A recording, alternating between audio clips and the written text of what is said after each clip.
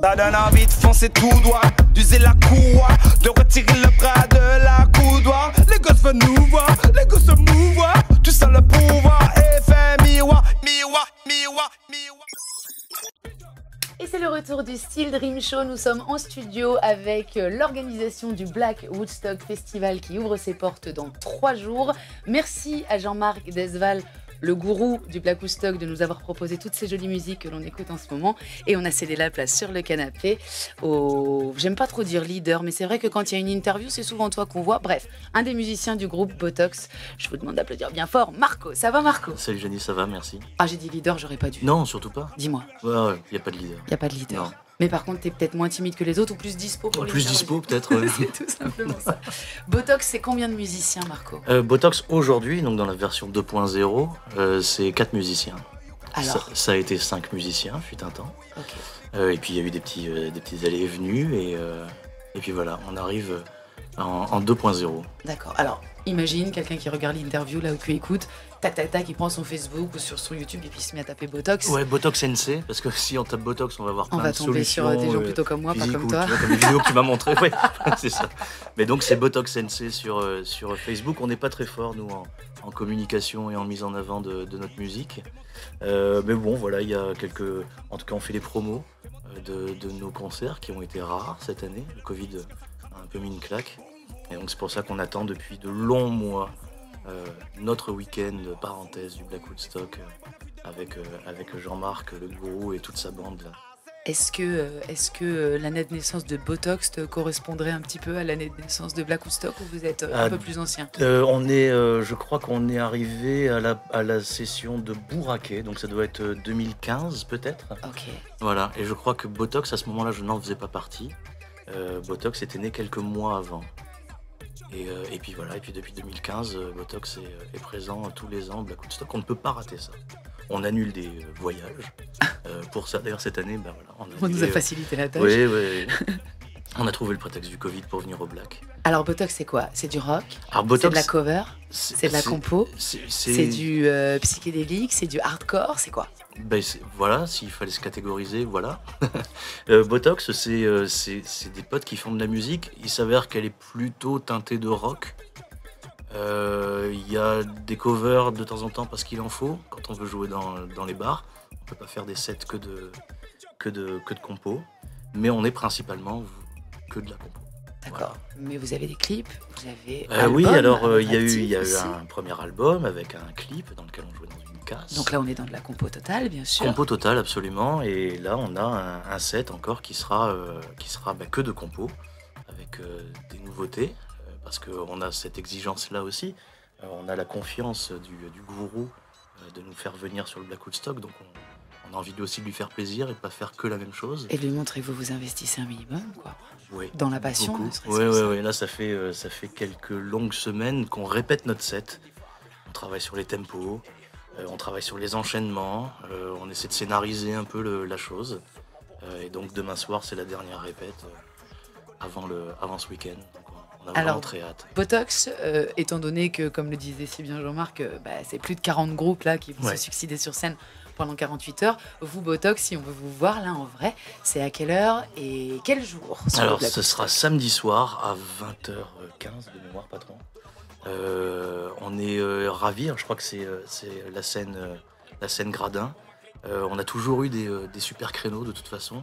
On a pu jouer à 19h, on a pu jouer à 22h, on a joué à 1h du mat, on a joué à 17h. Là, on a la chance, on revient sur un super créneau qui est 20h. Pour un set de combien de temps? Alors, on a le droit à 1 heure. Ok. 1 heure de set. C'est le cas d'ailleurs de tous les groupes? Je crois que ça oscille entre 45 et 1 heure. D'accord, ok. On peut pas partir chacun sur 2 heures, c'est pas possible. Non, parce qu'il faut penser aussi aux 39 autres groupes de copains qui ont ce privilège aussi de jouer dans le plus grand festival Covid-free de France. Et justement, merci de me lancer la perche sur ça. Toi, donc on jouera pas avec les masques, c'est ça. T'es un passionné de musique, tu en fais, et j'imagine que t'es aussi largement un client ou un festivalier ou un amateur de concerts, même quand c'est pas toi qui es sur scène. Oui. Ça va être un petit peu le cas de tous les gens qui vont se déplacer ce week-end. On aime les concerts, on aime les spectacles vivants. C'est le gros écueil de cette année pour les gens comme nous, et on est nombreux. Ça se passe plus. Sauf en Calédonie où on vit quand même à Byzance en ce moment, entre guillemets, et on a cette chance-là. Est-ce que vous vous rendez compte, les musiciens, est-ce que vous en parlez entre vous de ce bol qu'on peut avoir d'avoir non seulement un festival en pleine crise sanitaire mondiale et en plus un festival sans obligation d'horaire, de couvre-feu, de masque, de tout ce qu'on veut?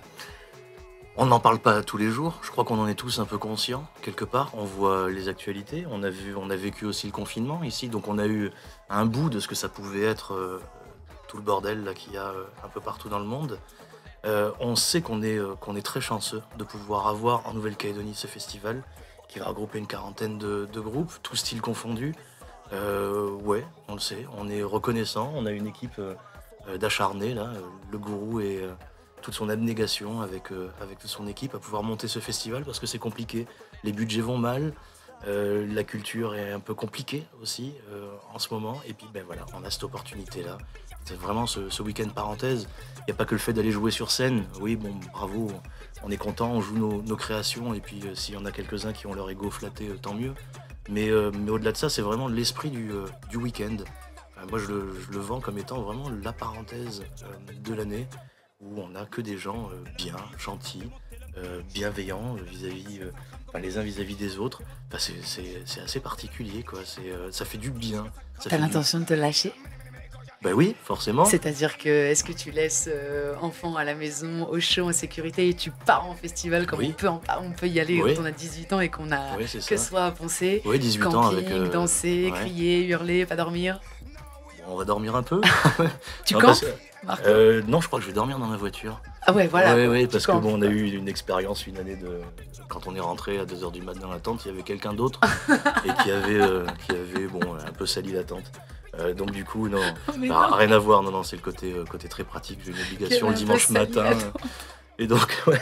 Donc non, remballer la tente et tout, je suis pas très habile de mes 10 doigts, donc finalement, on va dormir dans la voiture et ça sera très pratique. Ok. Mais oui, bon, après, avec, tu disais, comme un gamin de 18 ans, avec un peu plus d'une vingtaine d'années en plus, quoi.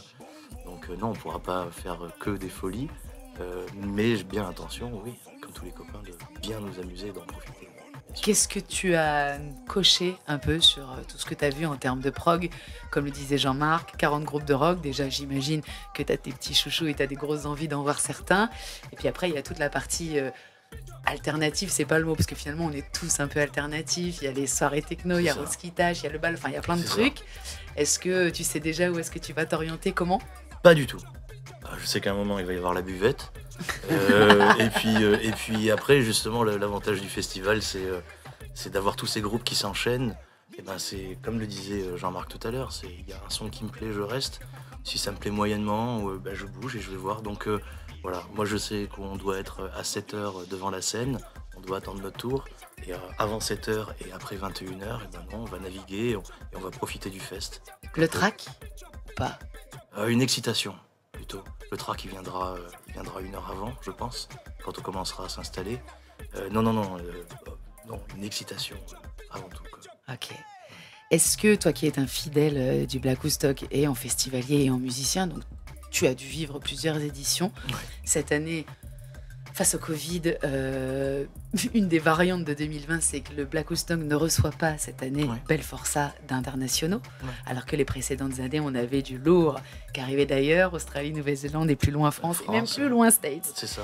Est-ce que ça te frustre ou pas du tout?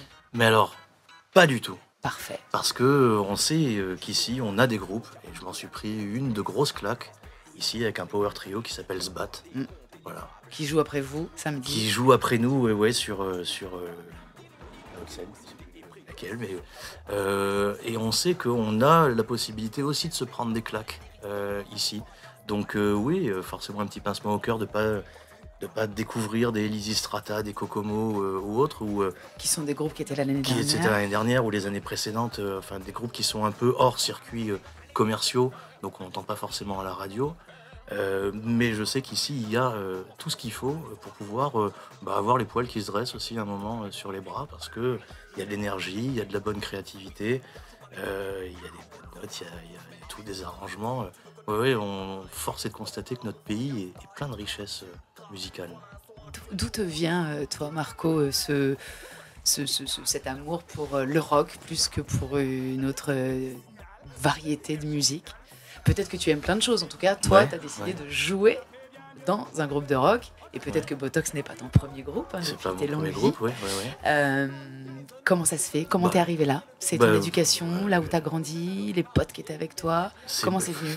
Là, on revient sur 30 ans en arrière. Je saurais pas trop te dire entre la musique écoutée à la maison, entre ma sœur qui écoutait du punk, mon père du Pink Floyd et ma mère de la musique classique. Voilà, j'ai eu un peu tout ce melting pot. Et puis, quand on arrive au bahut, c'était les années 90, donc c'était les groupes de rock avec les guitares héros, style Guns N' Roses et autres, et puis les copains, et puis les copines aussi, parce que la guitare, à un moment, marche, hein, en camping, tout ça, faut pas se leurrer.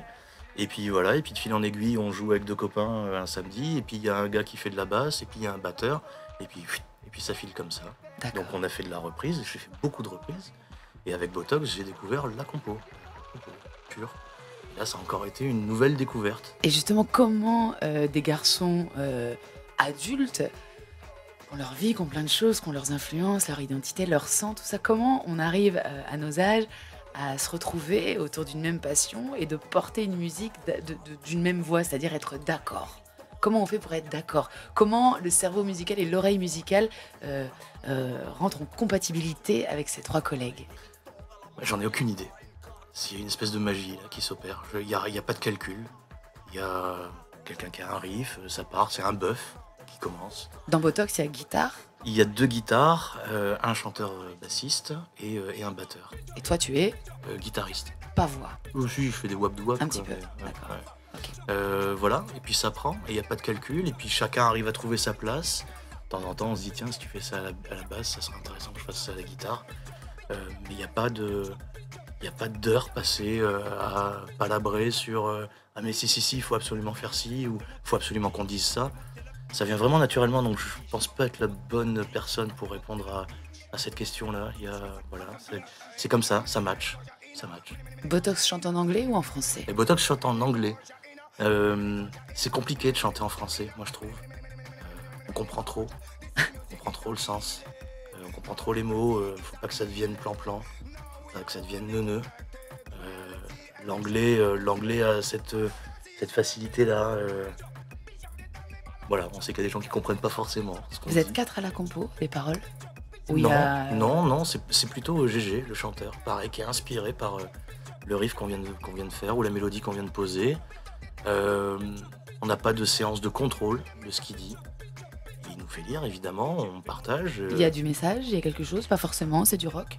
Ouais. Il y a des messages, mais qui sont nos messages. On se veut pas du tout donneur de leçons. Les gens vont dire, ah, vous avez des textes engagés. À partir du moment où tu parles, c'est que tu es engagé. On veut pas faire la morale, on a juste envie de dire des choses. Et GG a envie de dire des choses. Et on adhère. Okay. Voilà. Je suis désolé, ça se fait très naturellement en fait. Mais faut pas être désolé, c'est génial d'entendre ça, justement, que le naturel existe encore et qu'il y a des choses qui sont fluides dans ce monde compliqué. Les gens aiment ou aiment pas. Et pourquoi Botox? Je crois que c'était par rapport à l'âge des premiers musiciens. Oh merde, autour d'une bière ils se sont dit putain les gars. Non, j'étais pas à l'origine, je saurais pas dire exactement l'issue et comment s'est passé le brainstorming sur le prénom. Donc je charrie mes anciens collègues qui maintenant sont plus dans le groupe, qui étaient un peu plus âgés. Maintenant c'est moi le vieux du groupe. Ah mais ouais, ça met une claque, donc je suis prochain à partir a priori. Mais c'est vachement sympa. Oui, non, mais Botox, d'être contacté pour rentrer dans un groupe qui s'appelle Botox, c'est rigolo comme tout. Ouais, carrément. Carrément. Et puis je les avais découverts surtout au Black Woodstock à l'édition de Bourraquet, donc en 2015. Ouais. J'étais en pur festivalier, j'avais essayé de donner un coup de main à l'équipe de Jean-Marc, et puis je les ai vus, et là ça a été la grosse claque. Ah ouais? Ouais, bien sûr. Ouais. Et puis quelques temps après, il s'avère qu'ils m'ont appelé, donc c'était plutôt incroyable. Cool. J'ai d'abord dit non. C'est pas vrai? Ouais. Par peur? Un rythme familial qui commençait à s'installer. Ok. Et puis des engagements sur d'autres groupes aussi. Okay. Et puis ils m'ont rappelé quelques semaines après, et puis là, j'ai dit c'est pas possible, on peut pas passer à côté. Super. Ouais. Merci beaucoup. Merci à toi. Pour toutes ces petites confidences de musiciens. Merci beaucoup Marco, merci beaucoup Jean-Marc d'être venu ce matin dans votre emploi du temps chargé pour cette interview qui va donc eh bien vous êtes proposé sur la toile pile poil pendant ce week-end du Black Woodstock. On espère vous retrouver là-bas sur site avec chapeau de cow-boy, short en jean, pâte au gaz et puis surtout le sourire aux lèvres. Merci beaucoup pour ce cadeau de ce week-end que nous offre cette année 2020 et l'orga du Black Woodstock. Merci beaucoup.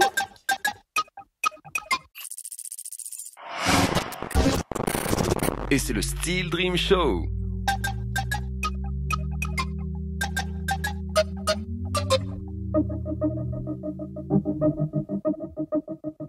Ça donne envie de foncer tout droit, d'user la courroie, de